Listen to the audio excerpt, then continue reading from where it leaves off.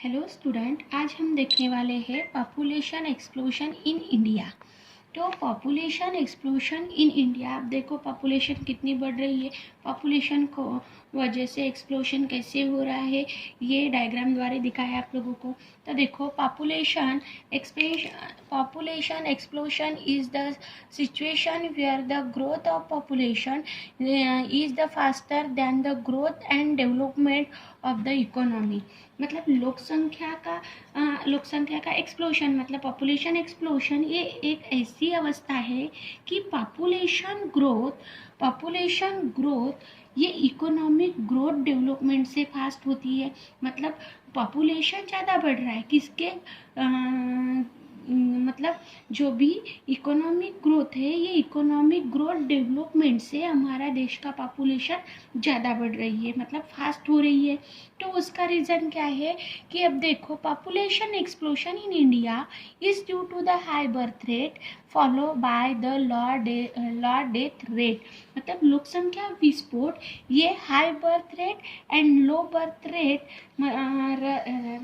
मतलब इससे हुआ है। मतलब जो भी लोक संख्या का विस्फोट है, तो ये लोक संख्या का विस्फोट birth rate and law death rate से हुआ है। तो उसके रीज़न क्या है, तो हम देखो causes of the high birth rate, मतलब ये उसके रीज़न क्या है, कौन कौन से रीज़न से हमारे बर्थ रेट बढ़ रहा है, मतलब तो उसका रीज़न क्या है, तो उसके रीज़न उन्होंने दिया है। तो उसके रीज़न 8 पॉइंट्स है। तो फर्स्ट है हमारा इलिटरेंसी, मतलब वो निरक्षर है। तो निरक्षर की वजह से क्या हो रहा है कि हमारा देश का पॉपुलेशन बढ़ रहा है। तो अब देखो the percentage of the illiterate in the country is a responsible high. मतलब जो भी इलिटरेसी मतलब निरक्षर है, तो ये निरक्षर बहुत ही ज़्यादा है। मतलब इलिटरेसी का प्रमाण बहुत ही ज़्यादा है कंट्री में। The attitude of the illiterate people toward marriage and child birth rate reminder rigid. मतलब शादी और चाइल्ड बर्थ रेट के बाद निरक्षर लोग में ज़्यादा एटीट्यूड आता है, तो वो उसका एटीट्यूड रिमेन रिजिड है, मतलब बहुत ही कठोर है। अब देखो उन्होंने बोला है कि law level of the literacy among the female is also responsible for the high birth rate. मतलब महिलाओं के बीच साक्षरता का law level high birth rate के लिए जिम्मेदार है। मतलब जो भी पॉपुलेशन बढ़ रहा है, तो ये मतलब किसी वजह से, तो बर्थ रेट से वजह से बढ़ रहा है। मतलब महिलाओं के बीच साक्षरता, मतलब उसमें लिटरेसी नहीं है, साक्षर नहीं है, वो साक्षर नहीं है, इसी वजह से क्या हो रहा है, तो बर्थ रेट बढ़ रहा है। तो इसका रीज़न क्या है, लिटरेसी। मतलब जो भी फीमेल है, मतलब जो भी महिला है, तो ये महिला लिटरेसी नहीं है, साक्षर नहीं है, इसी वजह से हाई बर्थ रेट बढ़ रहा है। सेकेंड है हमारा यूनिवर्सलाइजेशन ऑफ मैरिज। अब यूनिवर्सलाइजेशन ऑफ मैरिज मतलब जब ये मैरिज होती है, मतलब जब शादी होती है, तो ये शादी सामूहिक विवाह से होती है। तब देखो in India marriage is a considered as a both religious and social obligation. मतलब भारत में शादी धार्मिक और सामाजिक दायित्व से होती है। मतलब अपने जात पात के अनुसार वो लोग शादी करते हैं। Even with the spread of education, the attitude of people toward the marriage remain unchanged at large। मतलब शिक्षा के प्रसार के साथ साथ विवाह के प्रति लोगों का दृष्टिकोण भी अभी भी चेंज नहीं हुआ है। मतलब पहले तो वो अपने सामाजिक और धार्मिक के अनुसार शादी करते थे, लेकिन अब देखो एजुकेशन, अब लोगों को एजुकेशन होने के बाद भी ही उसका शादी का दृष्टिकोण अभी भी नहीं बदला है।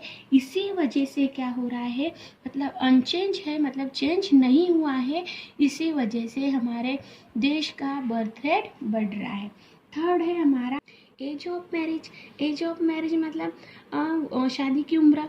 इन the India the legal age of marriage is respectively lower compare to other countries. मतलब भारत में अन्य देशों की तुलना से ये विवाह कानूनी उम्र के अपेक्षाकृत है। मतलब ये इंडिया में कम साल में ही बच्चों की क्या हो जाती है, शादी हो जाती है। It is 18 years for the females and 21 years for male. मतलब यह महिलाओं के लिए 18 ईयर्स है और पुरुषों के लिए 21 ईयर्स है। 21 ईयर्स है। Law age of the marriage has also result in the high birth rate. और कम ईयर से मतलब कम ईयर में शादी करने की वजह से शादी जन्म दर क्या हो रहा है, बढ़ रहा है। मतलब इसी वजह से ज़्यादा कंट्री से हमारे इंडिया में पॉपुलेशन ज़्यादा बढ़ रहा है। फोर्थ है हमारा प्रेफरेंस फॉर मेल चाइल्ड। मतलब पुरुष बच्चे के लिए प्राथमिकता, मतलब जो भी मेल है, जो भी पुरुष है, बोलते हैं कि नहीं मुझे बच्चा ही चाहिए, हमारे घर में वंश चाहिए। इसी वजह से क्या हो रहा है, हमारे देश का पॉपुलेशन बढ़ रहा है। Many Indian the parents are the opting the country having the children until they have son desired number of the sons। मतलब कई भारतीय माता पिता ऐसे हैं, तो कई भारतीय माता पिता ऐसे हैं कि बच्चों के जब तक जारी रखते हैं, जब तक उनको बेटा नहीं होता है, उनको घर का वंश नहीं मिलता, तब तक वह मतलब तब तक विरोध नहीं करते, जब तक उनका बेटा या वंश नहीं मिल पाता है। This is no age son meta preference. और यह बेटा मेटा वरीयता के रूप में जाना जाता है। और इसी वजह से क्या हो रहा है कि हमारे देश का पॉपुलेशन बढ़ रहा है, मतलब हाई बर्थ रेट हो रहा है। फिफ्थ है हमारा जॉइंट फैमिली सिस्टम। अभी जॉइंट फैमिली सिस्टम है, मतलब कि जॉइंट फैमिली मतलब सभी जॉइंट में रहते हैं, साथ में रहते हैं, तो इसी वजह से एक पर ही पूरे फैमिली का जो भी घर का खर्चा है वो एक ही व्यक्ति पर आता है। इसीलिए बाकी लोग हैं उनको कुछ भी मतलब काम करते हैं, लेकिन उसको मतलब पूरा जिम्मेदारी संभाली नहीं जाती है। इसी वजह से वो लोग क्या करते हैं कि नहीं और बच्चे चाहिए, तो इसी वजह से वो क्या है, joint family system. There is no the individual financial responsibility in a joint family. मतलब कि क्या है कि कोई ही व्यक्तिगत वित्तीय जिम्मेदारी नहीं होती है, मतलब फाइनेंशियल रिस्पॉन्सिबिलिटी नहीं होती है। और इसी वजह से संयुक्त मतलब जॉइंट फैमिली का अस्तित्व भारत में ज़्यादा जन्म दर के लिए जिम्मेदार है। मतलब घर में जो भी बड़ा रहता है तो वही पूरा फाइनेंशियल रिस्पॉन्सिबिलिटी संभालता है, बाकी नहीं संभालते। इसी वजह से क्या हो रहा है कि परिवार में जो भी जॉइंट फैमिली है, तो जॉइंट फैमिली के लिए अस्तित्व भारत में ज़्यादा मतलब ज़्यादा जन्म दर लेती है, और इसी वजह से जॉइंट फैमिली भी उसको क्या है, जिम्मेदार है। उसके बाद है 6 dependence on the agricultural. Dependence on agricultural मतलब कि जो भी कृषि पर निर्भर है। The Indian agricultural is driven by the mono power in India. Man power Indian agriculture is the driven by the man power. अब देखो वो भारतीय कृषि क्षेत्र मनुष्य पर डिपेंड है। मतलब जो भी एग्रीकल्चर भारतीय कृषि क्षेत्र है, मतलब जो भी इंडिया का कृषि क्षेत्र है, तो ये कृषि क्षेत्र मनुष्य पर डिपेंड करता है। In India there is a dependence on agricultural. मतलब क्या होता है कि उसी वजह से फैमिली के बच्चे के नंबर जितनी ज़्यादा उतना उनका कृषि क्षेत्र का काम करने वाले व्यक्ति की संख्या बढ़ जाएगी। मतलब देखो उन्होंने क्या बोला है कि in India there is a dependence on agriculture. More number of children in the family implied more labour force available for the field work. मतलब फैमिली के मतलब उसी वजह से मतलब जो भी मनुष्य पर डिपेंड रहते हैं, तो वो मनुष्य पर डिपेंड रहते हैं, तो फैमिली के बच्चे की जितनी नंबर ज़्यादा रहेगी, मोर नंबर मतलब जितने नंबर ज़्यादा रहेंगे, जितने बच्चे ज़्यादा रहेंगे, उतने उसके क्या हो जाएंगे कि कृषि क्षेत्र में काम करने के लिए व्यक्ति की संख्या बढ़ जाएगी। और ऐसा उनका समझ है। इसी वजह से क्या हो रहा है कि हाई बर्थ रेट बढ़ रहा है।